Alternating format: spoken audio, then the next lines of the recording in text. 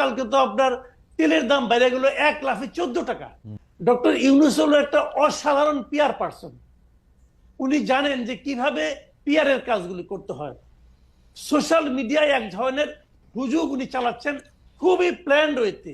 NCP মনে বুঝে গেছে যে আর অনন্তকাল সময় দিলে যতই সময় বেশি পাবে ততই তারা ক্ষুদ্র থেকে ক্ষুদ্রতর হবে, ওই হোমিওপ্যাথি ডোজের মতো।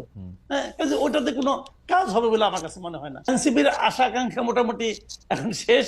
এখন জামাত হয়তো ভাবতে পারে যে আর একটু সময় পারলে আর একটু গোছাবো, কিন্তু তাতেও কিছু হবে বলে আমার কাছে মনে হয় না। যে সবগুলি পলিটিক্যাল পার্টি এই সরকারকে সাপোর্ট দিচ্ছে, যদি সাপোর্ট না দেয় তাহলে কি হবে, একটা চাপ তৈরি হবে।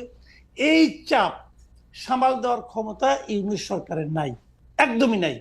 কাজে যদি আমি বললাম যে আগামী সপ্তাহে যদি তারেক রহমান এসে বলে যে আমি ইলেকশন চাই এবং ডিসেম্বরের মধ্যে চাই, যদি বলে আপনি নিশ্চিত থাকেন ইলেকশন ডিসেম্বরে হবে, কারণ ডক্টর ইউনূস ওই রিস্কে যাবে না।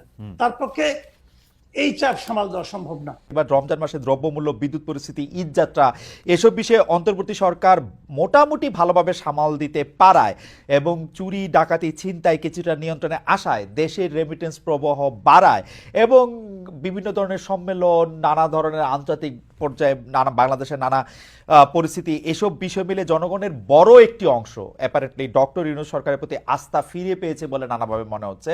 আমার যারা বিএনপি বা জামায়াত যে করেন যেসব পরিচিতরা, নেতৃবৃন্দরা, তারাও অনেকে বলছেন ডক্টর ইউনূসের প্রতি এই দেশের মানুষের কিছুটা আস্থা বেড়েছে, অ্যাপ্রুভাল রেটিং অনেক বেড়েছে বলে মনে হচ্ছে।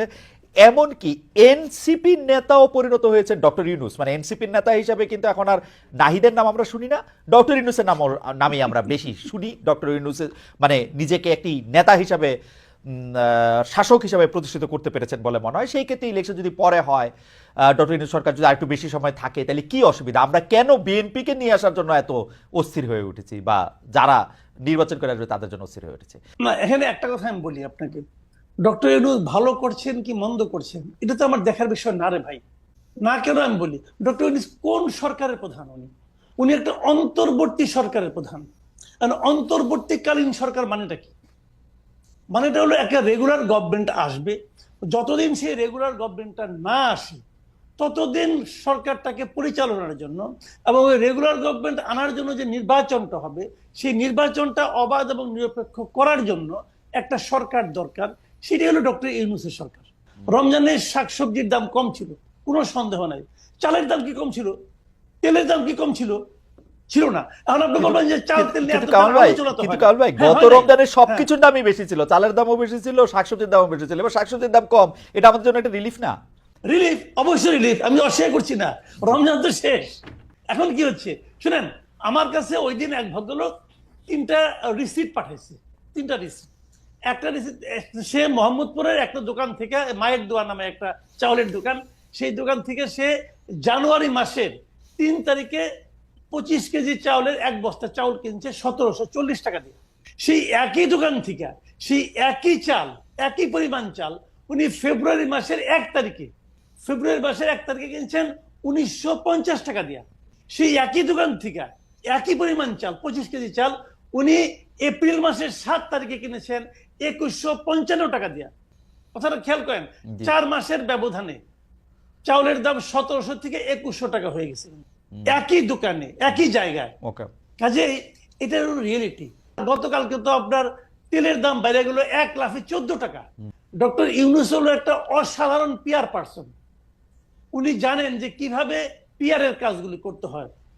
সোশ্যাল মিডিয়ায় এক ধরনের হুজুগ উনি চালাচ্ছেন খুবই প্ল্যান রয়েছে, খুবই। কিন্তু একটা কথা মাথায় রাখতে হবে ভাই, মাথায় রাখেন, যারা সোশ্যাল মিডিয়ায় এগুলি করে তারা কিন্তু বাজার করে না। বাজার করে বাবা, রান্না করে মা, ছেলে খায় আর খেতে খেতে স্ট্যাটাস দেয়। এটা মাথায় রাখতে হবে ভাই। এটাই বাংলাদেশে এখন হচ্ছে। কি হচ্ছে বাবাকে জিজ্ঞাসা করেন যে বাজার করতে যে তার কি হয়েছে। আমি কিন্তু বাজার করি, গত পরশুদিন আমি এমন কোন সবজি পাই নাই যার দাম 80 টাকার কম, আমি পাই নাই ভাই, আমি নিজে কিনেছি। আমি কিন্তু আরেকজনের কাছে শুনে বলতেছি না, কিন্তু একমাত্র টমেটো পেয়েছিলাম 50 টাকা কেজি। টমেটো ছাড়া প্রত্যেকটা জিনিসের দাম 80 টাকা কেজি। কিভাবে কমলো ভাই?